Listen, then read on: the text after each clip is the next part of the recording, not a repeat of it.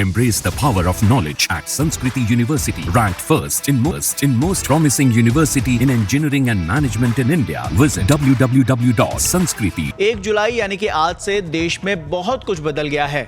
आज से 1860 में बनी आईपीसी की जगह भारतीय न्याय संहिता, 1858 में बनी सीआरपीसी की जगह भारतीय नागरिक सुरक्षा संहिता और इसी तरह साल 1872 के इंडियन एविडेंस एक्ट की जगह भारतीय साक्ष्य अधिनियम ने ले ली है।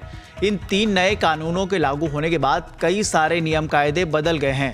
सुनिए केंद्रीय कानून मंत्री ने इस पर क्या कहा।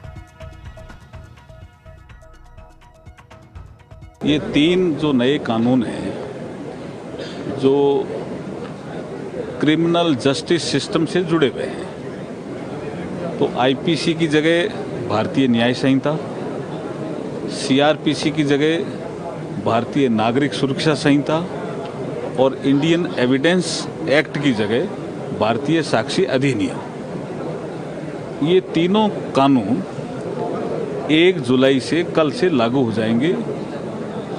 हमने पूरे देश में जागृति लाने के लिए, स्टेक होल्डर को अवेयर करने के लिए कुछ कॉन्फ्रेंस की थी। उसमें हमारी ये लास्ट कॉन्फ्रेंस आज मुंबई में हुई है। पहली कॉन्फ्रेंस हमारी दिल्ली में थी, दूसरी कॉन्फ्रेंस हमारी गुवाहाटी में थी, तीसरी कॉन्फ्रेंस हमारी कोलकाता में थी, चौथी कॉन्फ्रेंस हमारी चेन्नई में थी, 5वीं कॉन्फ्रेंस हमारी आज मुंबई में हुई है। इसमें फर्स्ट कॉन्फ्रेंस में chief justice of India honourable Chandrachud साहब आए थे और आप देख रहे होंगे कि हर कॉन्फ्रेंस में 3-4 हाई कोर्ट के चीफ जस्टिस भी आते हैं। वो टेक्निकल सेशन को हेड करते हैं और जितने भी टेक्निकल बिंदु आते हैं उनको हम नोट करते हैं। जो भी सुझाव आते हैं उनको हम नोट करते हैं। सरकार बहुत संवेदनशील है, बहुत लंबा कंसल्टेशन करके इन 3 कानूनों को लाया गया है। देश की परिस्थितियाँ के लिए आवश्यक था, टेक्नोलॉजी में इतना डेवलपमेंट हो गया उसके लिए आवश्यक था और फॉरेंसिक साइंस में इतना डेवलपमेंट हो गया है इसलिए ये आवश्यक था। नए कानून दंड देने के लिए, बल्कि न्याय देने के लिए। हाँ, ये एक आप देखिए कि जब इंडियन पीनल कोड आया था तो उसका काम था कि नागरिकों को दंड दो, इसलिए वो भारतीय दंड संहिता। और वर्तमान सरकार का भाव है कि नागरिकों को न्याय देना है, इसलिए भारतीय न्याय संहिता है। तो आपको स्पिरिट समझनी पड़ेगी और नागरिकों की सुरक्षा के लिए, नागरिकों को न्याय देने के लिए ही ये तीनों कानून लाए गए।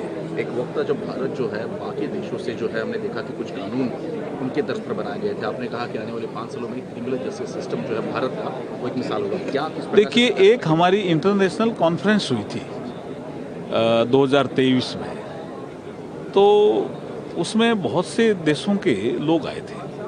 तो उन्होंने कहा कि इंडिया में जो ये क्रिमिनल जस्टिस सिस्टम चेंज करने के लिए जो बात चल रही है उसमें इंडिया को लीड लेना चाहिए। हमने इसमें भी उस समय भी उसे सेशन रखा था। तो उन देशों के जो लॉ मिनिस्टर थे, जो उन देशों के जो सुप्रीम कोर्ट के जजेस थे, उन्होंने कहा कि अगर ये चेंजेस आ गए तो आने वाले समय में भारत क्रिमिनल जस्टिस सिस्टम का वर्ल्ड लीडर बनेगा। ये उनके भाव थे। Thank you.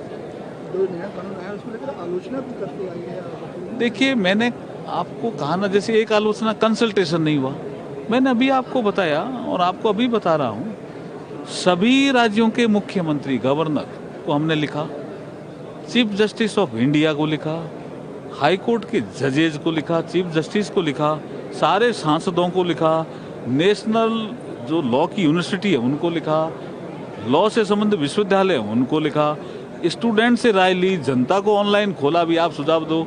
बहुत कंसल्टेशन हुआ है।